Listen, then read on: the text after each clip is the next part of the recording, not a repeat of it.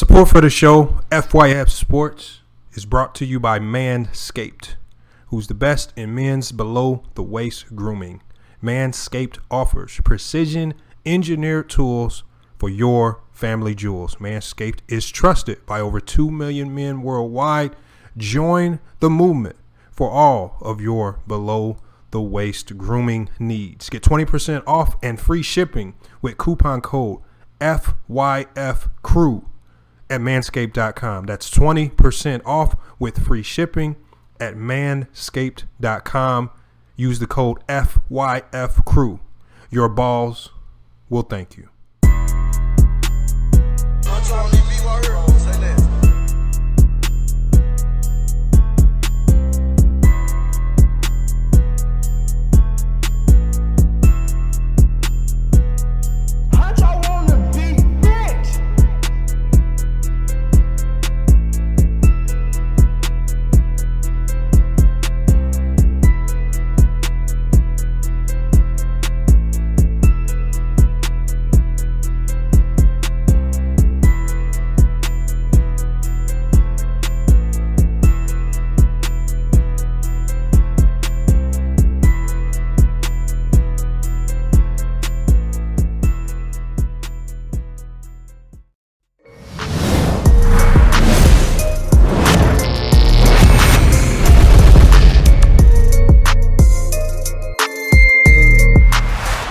And it's FYF Sports. This is Lamont. We back with another NBA film study video breaking down game of the day yesterday.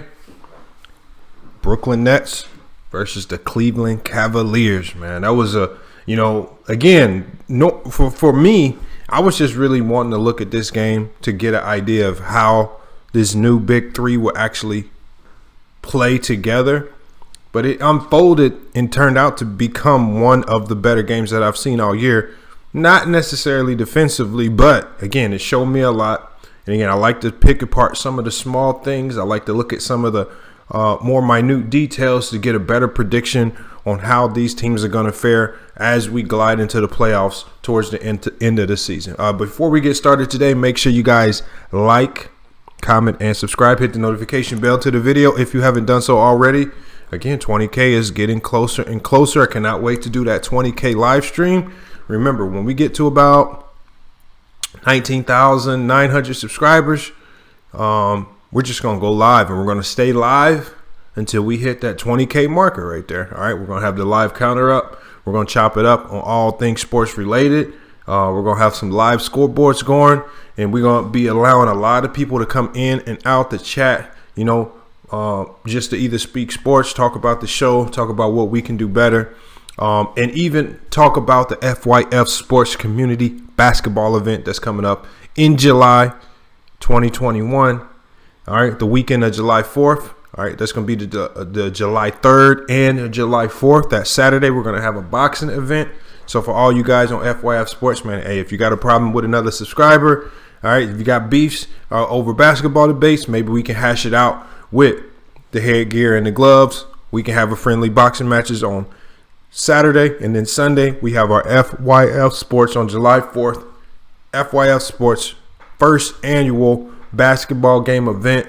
Again, once we get the location and everything locked down, that's when we're really going to start picking teams, buying jerseys, making travel arrangements for players. So I look forward to getting all of that taken care of. So make sure you guys are helping us get to that goal of $5,000. You can donate to the FYF Sports Community Basketball event, all right, by hitting the Cash App at $FYF Sports, or you can just hit the Zelle, and the information to donate to the FYF Sports annual basketball event is going to be right there in the live chat and in the description of the video. But today we got to do this NBA film study breakdown on the Brooklyn Nets and the Cleveland Cavs game. For me, obviously, I look at these games with a side eye. I don't just look at the scoring. Obviously, it was one of the highest scoring games that we've seen all year. And final score was 147-135, with Cleveland edging out the Nets in double overtime. But I want to look deeper into this because with the team like the Brooklyn Nets, with all those expectations, you would expect this team to be able to come out and somewhat stifle an opponent like Cleveland a little bit better than what they did. Obviously, you had some players on that Cleveland roster with that grudge match factor. When you got Jared Allen and you got Taurean Prince, how did they fare coming out immediately playing against their former team? With Kyrie Irving being re-implemented into this lineup, we saw how it looked with just Kevin Durant and James Harden. That looked seamless and beautiful. Now, how does it look when you implement in Kyrie Irving into the mix? You know, does it affect? Are they all able to get their shots off? Are they all able to be just as effective? So, we're gonna go ahead. We're gonna get to the drawing board so we can break down this footage because as I watched the game, I saw some glaring problems with primarily the Nets. You know, the Cavs have some issues, but the Cavs aren't predicted to get to the NBA Finals.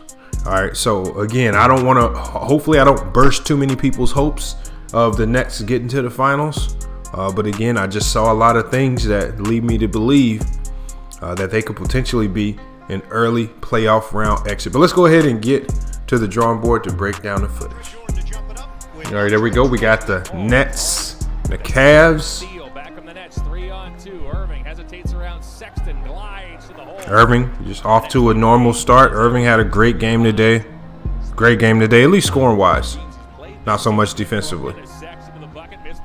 And I'm going to stop it right there. Obviously, this was one of the first. This play right here, and just me being in coaching and understanding the game myself, this is something right here that just absolutely cannot happen, especially if you're looking to be a championship level team. I mean, if you think back on the Golden State Warriors, or the Cavs, or just any of the more recent champions, this is something that they usually wouldn't allow, is for one guy, especially a small guard, to get his own offensive rebound in the middle of three of your own defenders. Securing the rebound is something that you must do. It helps jumpstart your transition. And for a team like Brooklyn, getting out into transition, using all of those offensive weapons is going to be key to their success. But if they allow things like this to happen, if they allow things like this to happen, this is one of the things that's really going to hinder them or stifle their ability to go deep into the playoffs. So we got Sexton going for the floater. All right, he's being challenged by Bruce Brown. You got two bigs in the paint. Obviously, you got four white jerseys in the paint. Four white jerseys in the paint should be an easy rebound. So 4 white jerseys in the paint. First of all, nobody puts a body on Sexton. Nobody puts a body on Jared Allen. This is you got 4 guys standing in the paint, all hoping that this missed shot just falls right into their hands. All right, nobody's still even contesting the layup that he puts up. Not a good sign. That's number one indication. Great shot by Cedi Osman. Really appreciate how Cedi Osman is able to come off the bench and still give the same effort. All right, his minutes have been very inconsistent. KD in transition. And again, this is where the Nets are going to be unstoppable right here, y'all. They got 3 of the best one-on-one players in the NBA. They probably have the 3 top one-on-one players in the NBA. Yeah, as we see KD, again, even with 2 defenders on him, the guys like KD in transition are unstoppable.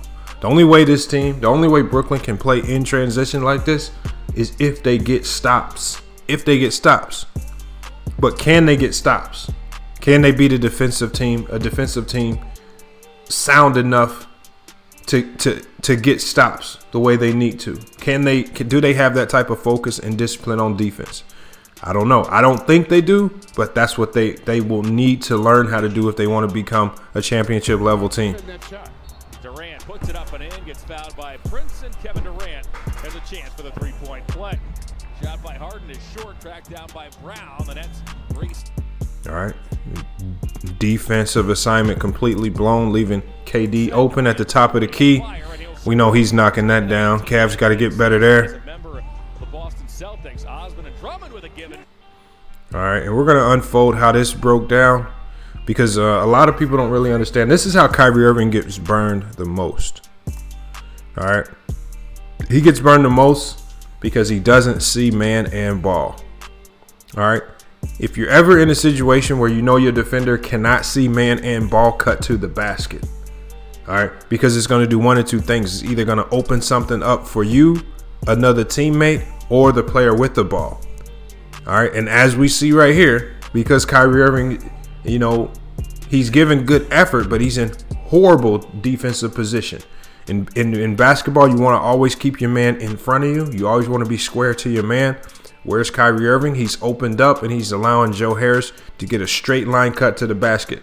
That means you can always sprint faster than somebody can slide. I don't care who you are. And obviously with a good lead pass, Joe Harris burns him to the basket. On top of the fact that you have, even if you look to the weak side, on top of the fact that you have KD out of place. All right. Obviously on this action, KD is standing here on this block with the defensive 3-second rule, but an active defender, like when we look at defenders like Draymond Green, Isaac Okoro, some of the best defenders in the league, they're going to continuously stunt in and out the lane. They're going to stunt in and out the lane so that the driver or the cutter doesn't get the presumption or the feeling that the lane is wide open. All right, but KD's just standing out here. All right, you need to be active off the ball. Again, being active off ball, something that KD can do, is an indication of a defensive-minded team, not an offensive-minded team. 19 season as a member of the Boston Celtics. Stunts in, and because he's not stunning in back and forth, there's no way he can get to that shot, even with his length. Floor together as Osman from the corner, he gets it to go. Osman pockets the triple and gives the Cavs a 37 and stay in bounds. Indeed, he does. Try to find a cutter in Nance. Play getting scrambly here on the offensive end. Transition again, unstoppable in transition. This team, once they get you in transition, you might as well just give them the basket. Irving careless with the ball.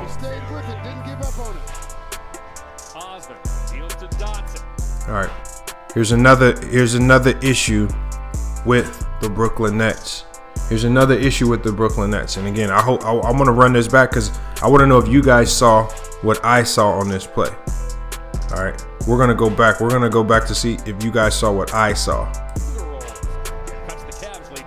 All right, Kyrie in transition. Kyrie loses the ball. All right, Chetty Osman, what is Kyrie Irving doing? He gave up on the play. Kyrie Irving's giving up on the play. And so whenever you turn the ball over, especially if it's a live ball turnover, the first thing that you need all 5 guys trying to do is they need to get ahead of the ball. That means you need to be in a dead sprint to get down the court, to get ahead of the ball, so then we can communicate and pick everyone up. But watch the effort by the Nets on this transition play. And I don't want to stop it too much because, again, with this team right here, there are going to be a lot of things that I could stop it on defensively and talk about. But I just want to talk about some of the key points. So no effort. We got Kyrie Irving in the backcourt. He's not sprinting back. This is Kyrie Irving's turnover. For one, you need to be sprinting back. See, if you sprint back, that tells me as a coach is that we care about every possession. We care about getting this possession back. We care about the defensive side of the ball. We're not looking to just outscore teams. All right. But you got Chetty Osman ahead of the ball. We got KD right here having to guard 2-3 players. And again, these guys in the backcourt have to understand that. All right. And we're going to look at the effort. Look at the Brooklyn Nets effort in getting back. Obviously, it's late in the second quarter. They know they have to take this Cavs team serious. It's not like they're up. They're actually losing right now. All right, but look at the effort, especially by one of your star players in Kyrie Irving. You got to be critical of that. You have to be. Okay, James Harden right here. James Harden got ahead of the ball, but he also didn't call out an assignment over here. So you have this guy over here wide open. This is James Harden's man. All James Harden had to do was maintain some type of awareness that a guy was running alongside of him and pick that man up. This is again when you still got Kyrie Irving jogging behind the play. You got James Harden who got ahead of the ball, but he's not communicating with Durant. He's not communicating with Kyrie. I forget how to say his name, but he's forgetting to communicate with his teammate here about picking up this corner 3. But this is James Harden's assignment. All right, and we're going to watch how Cedi Osman picks it apart because he sees how confused the Brooklyn Nets are on defense. And this is just a simple transition play. Osman deals to Dotson. He'll fire. Hey! Knocks it down. Make this work for this team. Offensively, they look great. Score 30 a night. Dotson with a gorgeous. Great job by Kyrie. The wrong way. Irving to the bucket. For it. Yeah. Sexton. Collin Sexton, great move to the basket. An acrobatic move by Sexton. Durant had 11 first half points. Finds Harden. Harden step back three. That's his first field goal. It's gonna be tough trying to score with this group. Team high 17. But if you can defend, He's got it. Isaac from the corner can live with that. Nance with the rebound. I think that's where they missed Jared Allen. Maybe he could have contested that a little bit better. Another transition gaff right there. And again, this is where I think these star players don't get enough credit. I mean, for as good as Kyrie Irving and James Harden is, these type of mistakes right here happen far too often. All right, Kyrie can't gamble on this steal. He has to keep Sexton in front of him. Obviously, we know, look at time and score. Coaches will tell you time and score. 9 minutes to go in the third. Cavs are still up in this game. All right, they've made this a dogfight. We have to now defend. Can they lock in and defend? All right, look at this play right here. Kyrie's in great position right now. Great position right now. But he needs to make a better read. All right, other than gamble for a steal. All right, Sexton beats him on a very simple in and out play. And the reason why this is inexcusable is because NBA players are taught no middle stance. All right, we're going to go back 1 second here. NBA players are taught no middle stance. So Kyrie Irving should be doing everything to protect the middle of the court, especially on this drive, because his help is going to be baseline. And I'll show you. All right, so if Kyrie Irving protects the middle of the court and cuts off the middle of the court like he's supposed to do, all right, Sexton, 1, can't get to the middle, but then 2, Sexton's going to have to drive towards this low block right here where KD could potentially step up and help. All right, but you allow him to get to the middle of the court in transition where there's absolutely no help and there's nothing that KD can do to bail you out. Layup, wide open layup. Again, no middle stance and not allowing guys to get to the middle is essential in the NBA. I should have taken that shot. You can see how he's a bit aggressive so far in this game. Osman off to Drummond. Andre with a two-hander. All right, and they're just going to have to live. The Brooklyn Nets are just going to have to live with the defensive deficiencies that DeAndre Jordan has. They decided to go with the older player. They said he was more experienced, but there are also pitfalls that come along with keeping a guy like that as opposed to Jared Allen. And that's going to be plays like this where he just gets completely destroyed on the offensive end because he just lacks the speed to stay in front of guys. All right, KD did a great job of chasing and icing off the screen. But DeAndre Jordan just doesn't have the speed to stay in front of Drummond. Great pick and roll set right there out of the semi-transition.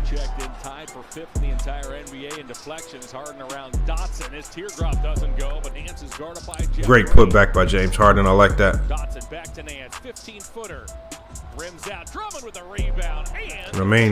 Drummond's having one of the best years I've seen by a center in years. All right. Falling asleep again. No middle help, no communication on defense. And I'm going to run that back because that's something I'm highly critical about with a lot of teams. And I have to stay consistent, especially when I'm talking about a team like the Brooklyn Nets that is in contention to get to the NBA Finals or is said to be in contention to get to the NBA Finals. Let's run that play back right here. And let's see where the defense failed this time. Okay, falling asleep back door. So what did I say? So over here, this is Kevin Durant. If you cannot see man and ball, what happens every time in the NBA?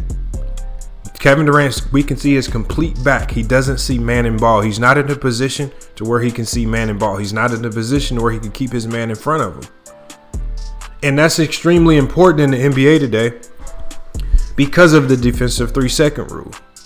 You cannot rely on having a center supplanted right here under the rim if you get beat all the time.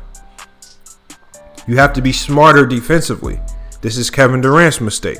All right. That's not to mention that we have Jeff Green over here. Jeff Green over here, whose back is also completely turned to the ball.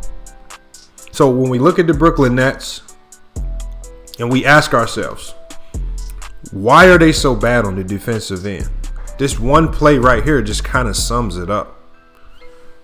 Kevin Durant and Jeff Green are on the weak side with both of their backs to the ball. You cannot communicate with your back to the ball. All right. No, look at Kyrie Irving. Kyrie Irving is, again, this is not a no middle stance. So when we say no middle stance, you're not completely on the guy's side. Because if Taurean Prince wanted to, he could take this drive right to the middle of the court. All right.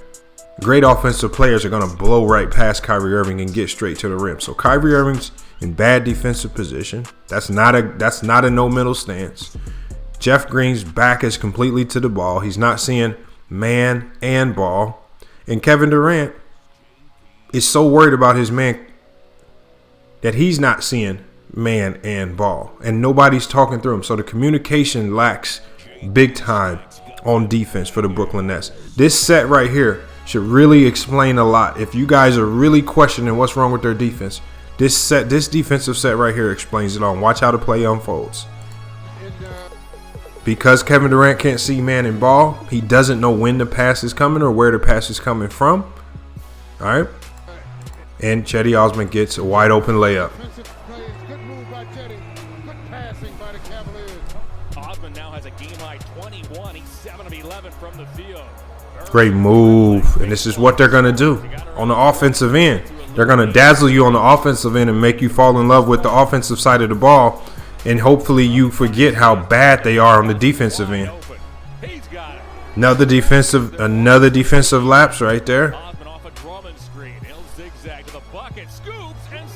Great take by Osman. Transition, probably unstoppable. Love how this team. I love this team's effort in transition. It's one of the best things that they have going for them right now. Again, transition every single time. They're unstoppable. I like how they got guys like KD and Harden and Irving who all can jumpstart the break. James Harden, lackluster effort. Again, James Harden just kind of left this man on the island. So James Harden was supposed to cover that corner assignment. All right, and we see how James Harden bails on his assignment, hoping that a guy just misses this shot just because it's Isaac Okoro. All right. We're going to run this back again here just to see how this develops. Cavaliers and Harris, Durant to the bucket. Okay, so one, yeah, obviously we have to acknowledge this. We have to acknowledge this drive. All right, but this is James Harden's man. James Harden just needs to stunt to slow him down and get back to the shooter. Or communicate with the center out here to just go switch on to the shooter. See, there's no communication. James Harden needs to be yelling right now at Zero to go cover the corner. Already, he should have once Zero was beat by Allen, James Harden should have told Zero, just go cover the corner. I'm here to stop Jared Allen. We know James Harden has sufficient post defense. That's something that he actually can do. They give up another three. Okoro with a big triple there, and the Cavaliers lead by a dozen. Go in the third. Cavaliers led by 2 at the half. Dotson pulls up. That's just a great shot off the pick and roll. And spins, fires long. Luau Cabarro with that long reach keeps the possession alive. Goes back to Harris. And that's a bucket. Elite level offensive talent. It can help you manufacture buckets. And KD unstoppable at the rim. Would have loved to see Dotson step up and maybe try to take a charge there. Dotson off the extra pass from Prince. Dotson was a great pickup for the Cavs, man. He was really underrated when he was in New York. Kyrie Irving's back on the floor. He has a team high 20 points. Good take by Kyrie Irving. that's an advantage for the Cavs because of their numbers too deep at every position. Great pass. Jetty is starting to understand how This is why the Nets needed to hold on to Jared Allen, man. He reads the pick and roll beautifully. Long distance jumper. Allen to the bucket. Here comes Prince. Prince to Osman to the bucket. Good block by Durant. Way to get back in transition. But what happens? What happens? KD makes a great block, but does the rest of his team emphasize and focus on getting back? All right. In case they don't get the rebound. Remember, we showed you the play earlier where guys just didn't get back. All right. They had lackluster effort getting back on defense. We're going to run that back again. KD with the great block. All right. But guys with lackluster effort get you burned. Okay, so we got KD. But we only see 3 guys in the picture. All right. Still only see 3 guys in the picture. Okay, so even after the block, I still only see 3 guys in the picture. That means there are 2 Nets players in the backcourt. All right. Taurean Prince has the rebound. Okay, Joe Harris and Kyrie Irving come jogging back into the play, but by then they have the offensive rebound and put back. Gets it back and scores. Taurean Prince with a twisting shot from the paint. Cavaliers have taken a 13-point lead. And not giving up on the play. Durant draws the foul. Boy, KD, boy, these guys are going to be elite offensively. They can just make shots. They can manufacture buckets out of anything. Harden picked up by Dotson off to Harris. He doesn't hesitate. Great shot right there. But they're down 101-92 right now. They have to mount a comeback just to stay alive. Allen got a hand on it, saved the possession as it comes to Okoro. Back to Prince. Bang. Good shot, Prince. Knocks it down. I would have liked to see the Nets use Prince a little bit more when he was with Brooklyn. I thought he was a piece that they weren't going to let go. From 3, he has an answer. Harden watched by the rookie Okoro. The shot clock shows 5. Harden now picked up by Sexton. Great shot. Elite offensive talent, man, is going to keep him in the game. Good contest, but that's KD. And this is where we see the offensive prowess of this team right here. To the paint. He's got it. Make Kyrie defend. Now Harden. Harden toward Osman. Feeds a wide open Irving. Defensive gaff by the Cavs leads to a wide open 3 by Irving. Puts him in the game. Wow. 5 to shoot. Osman off to Allen. Allen stops. Floats. Great touch, Allen, man. Patience. Bounces to Harris. Harris off the sideline to the bucket. Lays it up. Missed the shot. Put back is good. Irving got his hands on it. He's tied this game up. Do you guys notice that? Do you guys notice that with the Brooklyn Nets? On the offensive end of the court, it looks like they give super effort. They give a lot of extra efforts to keep the plays alive. When are we going to see that same that communication and effort on the defensive end of the court?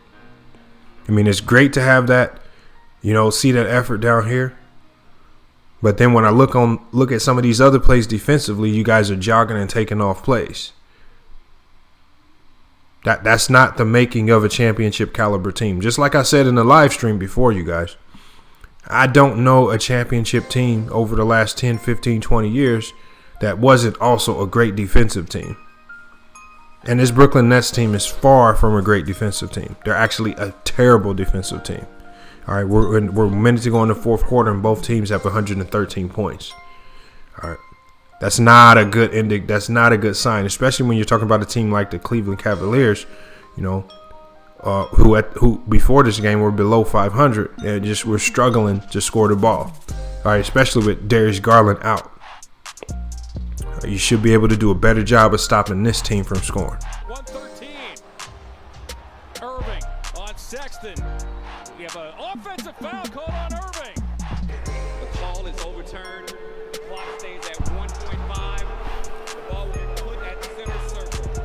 The foul would have been called on Sexton, so Allen wisely is going to poke it into Brooklyn real estate, and we're headed to overtime. Man.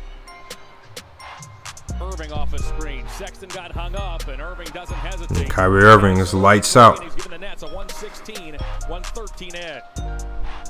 Harden now on the run to the bucket. Back toward Durant. Durant accelerates, floats, scores. See, the problem is when you allow a team like the Cavs to stay in the game, Sexton between the circles is picked they up. start to realize how easy it is to score on you. So that just helps them get confidence. Collin Sexton, this game right here, just had ultra confidence that he could score at any time he wanted on this team. Finds Durant, what a catch and what a And that's what happens when you allow teams to score 113 points after 4 quarters. off the Green, he'll take it. Great shot, Green. Clock and shot clock. The ball goes into Now can they finish games? And this is another sign of being an elite team in the NBA. official Aaron Smith. Can you finish games? Magic remaining. Here's Osman. Wow, long distance shot. Missed it. Sexton grabs Wow. it, puts it in. Here, hold It's a on. one-point We game. got it. Again, falling asleep. You fall asleep on defense. And it probably, and when, I guarantee you when I rewind this, it's going to have something to do with not seeing man in ball. I almost guarantee it. Because another guy goes backdoor with the offensive rebound, getting the offensive rebound in a crowd of white jerseys at that. We got to really see how this play evolves. And again, Kyrie Irving. Remaining. He looks like he's seeing man in ball, Wow, long distance shot. Missed. but no box out. And he loses his man. All right. Great read on the ball by Collin Sexton, though. That was a great read on the ball. Because he just made a beeline for the rim as if he knew exactly where the ball was coming off at. And he burned Kyrie Irving once again on this play. Sexton grabs it and puts it in. It's a one-point game. 13 seconds to go. Got a foul. Cavs trying to take it away from Durant. Durant tonight has 35 points. Now 36. Cavs need a 3. Sexton works on Irving, trying to get loose. He'll All right. We know this shot's going to go in, but you cannot let a right-handed player drive left for the game-winning shot. Players score the easiest when they can drive with their offhand, gather, and then shoot. That's in the scouting report, Kyrie Irving. That's in the scouting report. He's allowing Collin Sexton. Collin Sexton, most players are naturally going to go towards their weak hand so they can gather towards their strong hand and shoot a higher percentage shot, even if it's contested. Kyrie Irving, for one, is just out of position right here. He's not in his stance. He's not square to his man one. All right, everybody else looks to be doing their job, but Kyrie Irving. But I just think Kyrie Irving right here, I don't really want to blame him too much. I just don't think he just doesn't know how to defend, especially in late game situations, because he's never been asked to do so at this level. He's never been asked to guard in late game situations at this level. He's always had players on his team that could bail him out. Now he's forced in a situation where he has to take Collin Sexton mano a mano, and he forgets the scouting report right out the gate. Don't let right-handed players drive left, all right, in late game situations. Sexton Drives left. works on Irving, trying to get loose. He gathers, makes the tough shot. KD, can KD make the shot? Good defense by Nance. Double overtime. On to the second overtime we go. Gotta keep it moving, though. And Collin Sexton is just lighting the Nets up at this time. There's not, at this point in time, when you let an NBA player get this hot, it's just game over anyway. And it just got to a point where Collin Sexton was just feeling himself. Everything was gonna go in. There was no chance that the Brooklyn Nets could win this game at this point in time. I don't care who you have. When you let a player start feeling himself like Collin Sexton was, and he's actually a really good player now that he's figured out the NBA game, you're gonna have a long night. And again, offensively, they're great offensively, but the most points you can get on any possession is 2 or 3 points. All right, maybe 4 if you get a 4-point play. Only one guy can score at a time. They got a lot of offensive weapons, all right, but they're not using their greatest advantage to use all those weapons. Their greatest advantage to use all of these weapons is to defend and get out into transition as much as possible. Look at the Lakers last year. The best transition team in the NBA, but they were also one of the best defensive teams in the NBA. That allowed them to get into transition more. Nance. 3:05 to go. As we see right here. I mean, at this point in time, there's not much you can do. Collin, Sexton has 34. I mean, if everybody who's played at a high level knows having that feeling right there, it's pretty much over with. Collin Sexton's not passing the ball. Fires. He's got it. Collin. He's not passing the ball. Last 14 points. Collin Sexton as the Cavs last 7. Now he's cooking now. Looking for 20. Oh! 20 in a row. Collin Sexton, For Collin Sexton. 20 in a row. Pressured by Harris. Goes to work again. This time it's Prince for 3. Yes! In double overtime. Your final in a beauty. Game. From Rocket Mortgage Fieldhouse. All right, there we have it right there. Final score, 147 to 135. The Cleveland Cavaliers pull to 7-7. Brooklyn Nets fall to 9-7 on the season. And man, it looks like this Brooklyn Net team has more questions than answers. Cleveland, obviously, that roster just kind of looks in disarray, at least from the outside looking in. But if you really look at what the Cleveland Cavaliers are doing, they are following the old mantra of gathering as much size as possible. I mean, they traded for Taurean Prince and Jared Allen. All right, you have JaVale McGee on the bench. You have Michael Bolden on the bench, another center. You have Andre Drummond, another center. You got Larry Nance. You're talking about a team with a lot of length and size. I mean, and it's different type of size. I mean, you got Larry Nance, who can play the center spot, but he's extremely athletic and versatile, can move. And as you guys just saw in the game, he can make threes. He finished that game 3 of 5 from the three-point line with 15 points. He's one of their bigs. You got Andre Drummond. Obviously, in an up-and-down game like this that was faster pace, that's going to affect his usage in only 26 minutes. He still gave you 13 and 7. But then off the bench, you have more dynamic and versatile bigs like Jared Allen, who gave 31 minutes, but he gave 12 points and 11 rebounds. He's much better off the pick and roll. And he's a better offensive rebounder, I think, than Andre Drummond. So they got, if you look at all the types of bigs that they have, and then you also have a reserve in JaVale McGee. All right, you got Bolden, who's also a solid reserve. If you look at what they're doing, because a lot of people are just going to assume they're going to start trading one of these bigs. I think the only big on this roster that they're looking to trade is Kevin Love. I think they like the combination of bigs that they have because they don't have to change their offense even when they go to the bench. You still got a Jared Allen. You still have a JaVale McGee coming off that bench. 2 dynamic bigs in their own right. You still got an Andre Drummond and Larry Nance. So that's 4 bigs that you have that play different styles, so you can adjust to any team style of play. I like the way the Cleveland Cavaliers adjusted to Brooklyn's style of play, and they went to their more dynamic bigs in Jared Allen and Larry Nance late game. That's what helped propel them to this win. And we go down the stat line for the Cavs, man. Again, Collin Sexton, man, great game, 16 of 29, 5-11 from the three-point line, 42 points, 5 rebounds, 5 assists. And this is a game where their starting point guard, and Darius Garland was out. All right, look at the versatility that they have. They have a dynamic guard in Collin Sexton who can play the 1 or the 2, because when Garland's there, Collin Sexton moves to the 2. You got a guard like Cedi Osman who can play the 1, 2, or 3. So when there are injuries, he can fill in wherever needed. We saw him fill in that starting role for Darius Garland.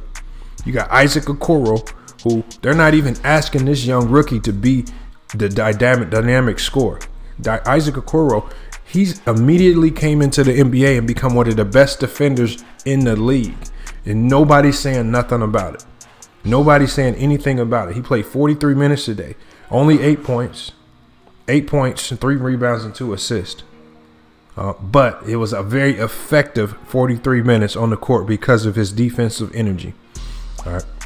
So, again, the numbers across the board, Larry Nance, 15 points. Cedi Osman, 25, 7 and 7. Andre Drummond with 13, Isaac Okoro with 8, Taurean Prince 17, burning his former team with 17 points off the bench, 3 of 5 from the three-point line. And then we got Jared Allen, man. He came off the bench against his former team with a monster game off the bench in 31 minutes, 12 points, and 11 rebounds, man. These teams, when I look at the numbers here, the Cavaliers shot 50% from the three-point line, 20 of 40. They shot 51% from the field. I mean, when you shoot at that percentage, you're going to beat anybody in the NBA. If teams allow you to shoot at that percentage, you're going to beat anybody in the NBA. When we go to Brooklyn's numbers, Kevin Durant, 38 points. I mean, when you look at their big three, Kevin Durant, Kyrie Irving with 37, James Harden with a triple-double with 21, 10 rebounds and 12 assists. The big three, I think it was like a combined 96 points or something like that. They did their job. Jeff Green with 16 in that starting role. DeAndre Jordan with 13. But outside of the starters, they got literally no scoring from nobody on the team. All right, Shamet didn't play. I thought they would incorporate Shamet into this rotation a lot more because of his ability to shoot. Shamet was a DNP. Joe Harris only 6 points off the bench. I mean, this is your $80 million man. This is your $80 million man, 6 points off the bench, 2 of 10 from the field, 2 of 7 from the three-point line. And again, when you bring in a guy like James Harden, it makes it harder on guys like Joe Harris to figure out his role in the offense. Because now his role is completely changed. So I don't blame Joe Harris necessarily for a bad shooting night because you're putting this guy in a tough situation. He has to reinvent his entire game and his role in the offense. His shots are probably going to be coming from different spots. He probably has to learn different sets and situational offensive sets. So, again, it's going to be tough for some of these bench guys like Timothy Luwawu-Cabarrot. I wish they would have played Timothy Luwawu-Cabarrot and Bruce Brown a little bit more. Those are probably your 2 best perimeter defenders on this team. But you have to relegate them to the bench when you have a Kyrie Irving, Kevin Durant, and James Harden, who James Harden played 51 minutes. Kevin Durant played 50 minutes. Kyrie Irving played 48 minutes. These guys played the majority of the game. So for the majority of your game, you have 3 guys in that are all primarily focused on scoring the ball with little to no effort on the defensive end of the court. And you're asking the other 2 guys in DeAndre Jordan, who's older, and not the former DeAndre Jordan that we used to know in the Clippers, and Jeff Green, you're asking these 2 guys to pick up what you don't do on the defensive end. So it's going to be tough. It's going to be extremely tough for the Brooklyn Nets to win this year. And defense is not something that you could just turn on with the flick of a switch. Either you are a good defensive team or you're not a good defensive team. All right, and that's something that starts with in preseason. With the leaders of your team emphasizing it with all 1 through 15 guys, with you not just emphasizing it, but with the leaders of your team actually showing it on the court. When I see multiple plays where Kyrie Irving's loafing up the court after a turnover, when I see multiple plays where they're allowing offensive players to get their own offensive rebounds in the midst of 3 to 4 defenders, all right, when I see multiple defensive lapses, right, where you're not seeing man and ball on the weak side and you're allowing guys to cut into the lane and you don't know what the actions are going on behind you. When I see you guys not communicating, pointing and blaming each other as you're going to the bench, those are all indications of a very poorly coached defensive team. All right, and defense is all based on habits and culture. If you don't have it now, I don't think it's something that you can just fix just like that or hit with a switch. You may be able to fix it 1 or 2 games, but you always revert back to what you naturally and normally do based on your culture. So, again, I think the Nets are what they are. My prediction is that this is not a team that can win the NBA championship, not playing defense at this level. I don't see this team being a very good defensive team. They make too many high school level mistakes on the defensive side of the court. That's going to get them burnt by elite level teams. They cannot beat the Clippers. They cannot beat the Lakers. I don't see them beating the Bucks. I don't think that they can beat the Philadelphia 76ers.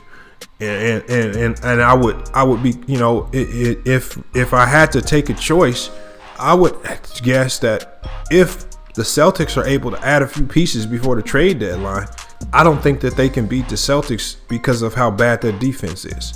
All right, when you let a team like the Cleveland Cavaliers put up 47 points on you, you know, but you also score 135. So it's not like you had an off night. That's an indication of a team that just does not care about the defensive side of the ball. You're looking to outscore teams. And at the NBA level, you're never going to win games with that mindset because teams are too good.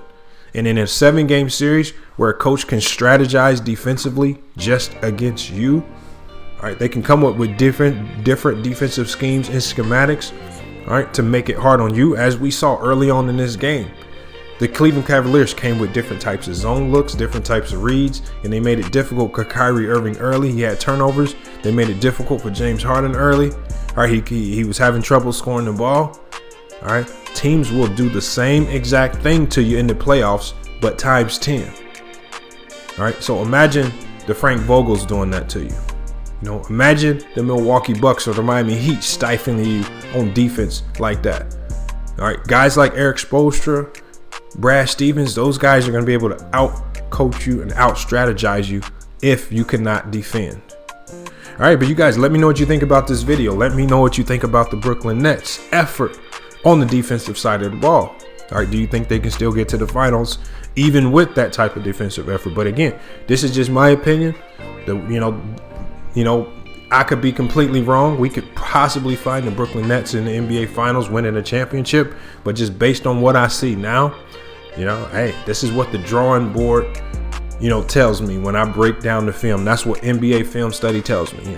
And usually when I go to the NBA film and do the NBA film study, I'm usually right about these predictions because the one thing that doesn't lie is the film. You know, we can talk about it, we can take our guesses, we can have our own opinions, but the film is what it is. So again, make sure you guys comment, hit us up in the live, let us know what you think.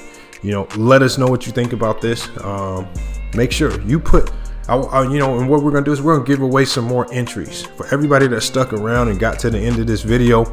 We're going to give away a few more entries for our Cash App drawing headed into Super Bowl weekend.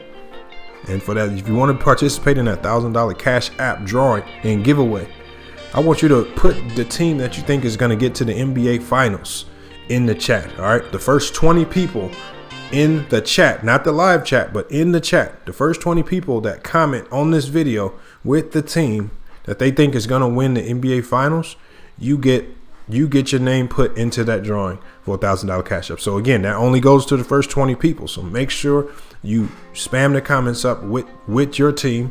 You only need to put it in there once. I'm not going to count your team twice for 2 entries, but make sure you put that down there in the comments. Hey, but it's been FYF Sportsman. It's been another great podcast episode. All right, I love doing these NBA film study videos. We're going to continue to do these throughout the season, but I've been getting a lot of positive feedback from these videos. You guys love to see these breakdowns, so I'm just going to continue doing them. All right, we're still going to do the player breakdowns as well. All right, we got some player breakdowns coming on some individual players that have surprised me this season so far. So we're going to break down the film on that as well. So make sure you stay tuned for more NBA film study videos, more podcasts, live streams, and sports news talk. Hey, but it's FYF Sportsman. It's been another great podcast episode. All right, we'll be back with more in another great live stream tonight. Live stream tonight might be a little later than normal, but make sure you stick around or make sure you subscribe and hit that notification bell so you can see when we go live, because even if it's a little later than normal, we would love to have you in that live stream for whatever time you can give to the channel. Hey, but it's FYF Sportsman. It's been another great podcast episode. They don't wanna see me win. No, they don't wanna see me win. They must be up the pocky way they trippin'. Just tryna get to that money, I ain't saying that. Why they tryna send up back to jail? All I wanna do is get this money and prefer. Police knocking on my door, I don't know what to do. I look like a fool, what they tryna see me do? Body on me, I don't know what I've done. I'm just trying to get to the money, then the police come. I'm done. I might have to live my life on the run, yeah, or some, yeah. I don't want no court case. I just wanna get this money in the case. Put it in the safe, rappers in the rain. Cause I ain't feeling safe, yeah. They wanna take me away, yeah. I don't wanna go to jail, yeah. They wanna take me away, yeah.